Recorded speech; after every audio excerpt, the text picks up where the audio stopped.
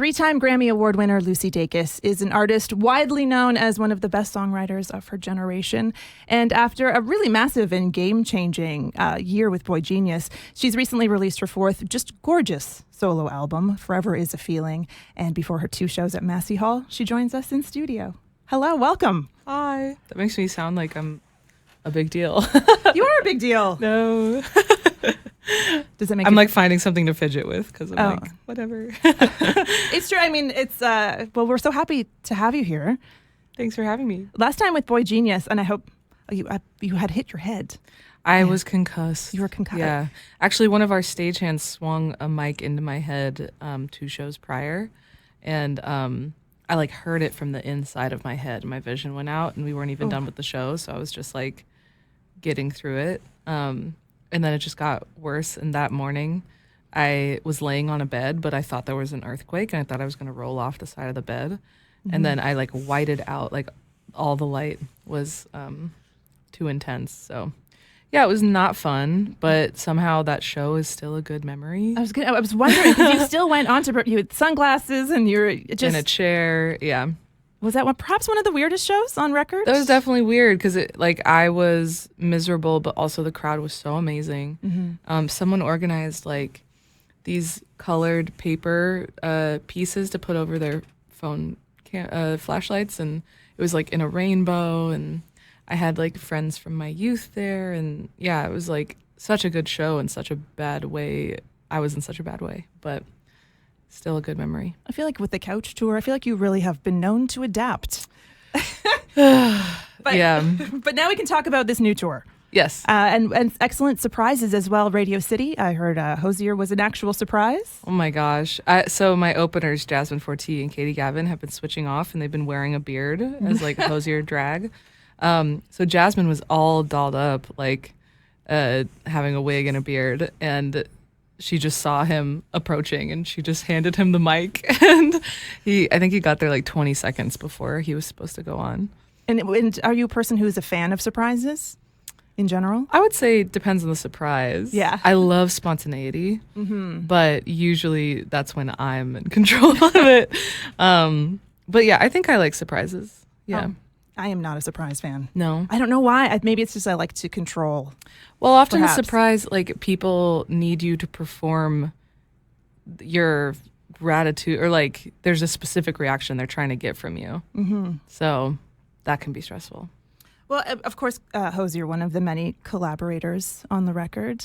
Camaraderie and collaboration seem to really go hand in hand with your work. But I was wondering, as you approached this record post Boy Genius, did your process change as you went into getting into this album?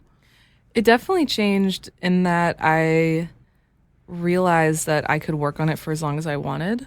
Whereas like my first record, I recorded in a day. Second record took a week. Third record took like 2.5, 3 weeks altogether. And this one, I started working April 2023 and finished working on it in September of 2024 with a ton of different people. Like at the end of each, as we finished each song, I made a pie graph of like, okay, so this person contributed like 40% and this person 20%. And like, it's cool to have like so many people's DNA touching a lot of the songs. And I think working with Boy Genius, realizing like different people have different perspectives that are worth hearing out.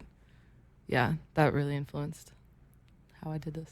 The album seems also very in the moment. Are you a person who really lives or is in that present moment? Yeah, when I'm writing, I'm never more present. And a lot of the times a song starts because some detail just is sticking out about what I'm actually seeing. Mm-hmm. And yeah, I think the previous record, like Home Video, is very reflective. Like that's all about the past. And this is like the most present I've ever been. I wanted to ask about, I'm a nerd about pens, and I noticed that you were as well. Mm-hmm. So I heard that Forever Is a Feeling, I'm fascinated by your idea of the annual note. What was it? The various bits? Various bits, yes. So is that actually something that you wrote down, or is it in your phone? I have it in my phone because it's like I have to capture it as quick as I can. But then I use Bear and Fig journals. They're great. They're hardbound and like cloth bound, but they lie flat. They're lined, but the lines are very faint, and they're a good size. There's one of those little like marker, like built-in bookmark ribbons. They're perfect. And then I use Le Pen a lot.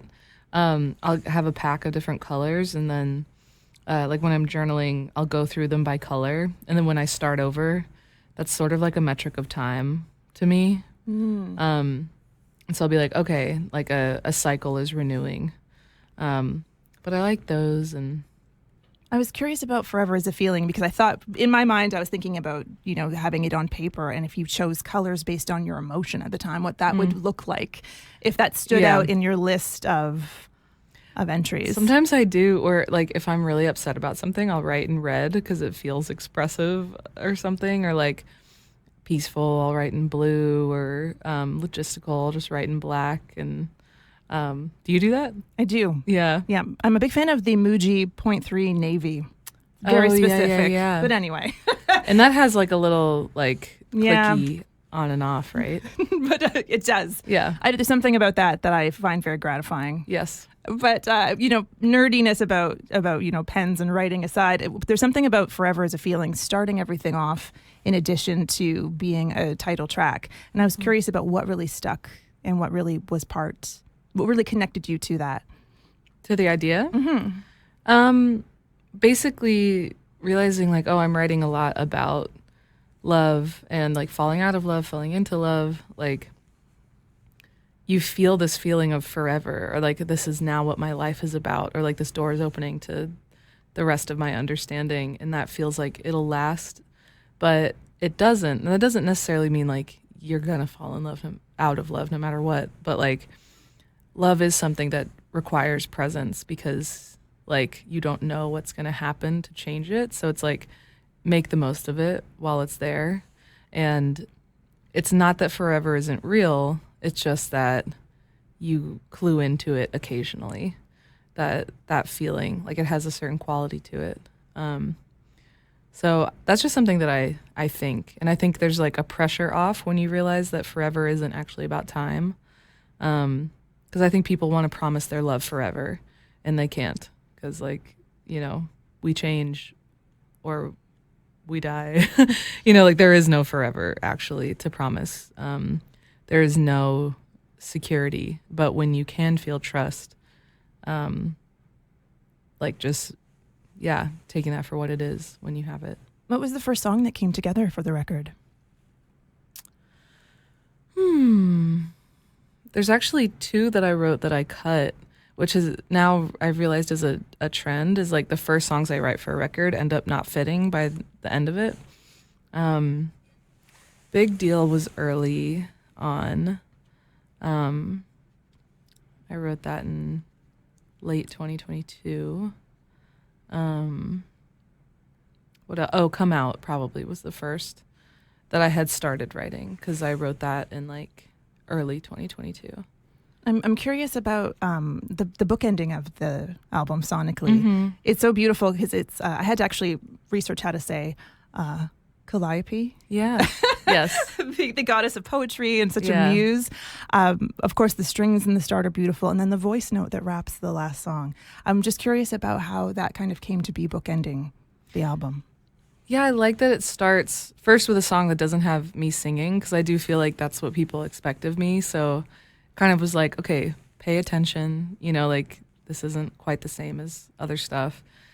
But then, the like Lost Time at the end of the record, I had no idea how to finish it. It felt like anticlimactic.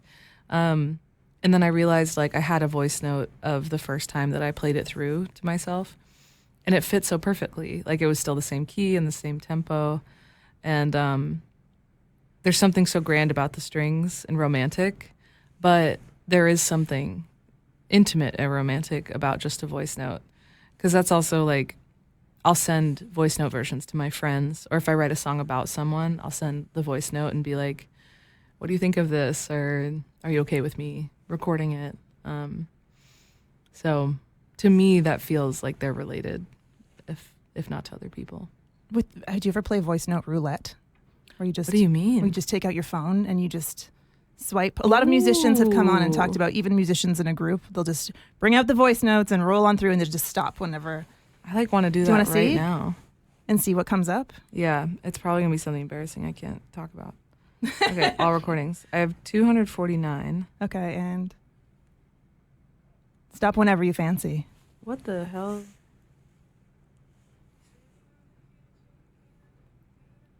Oh. Can we hear it?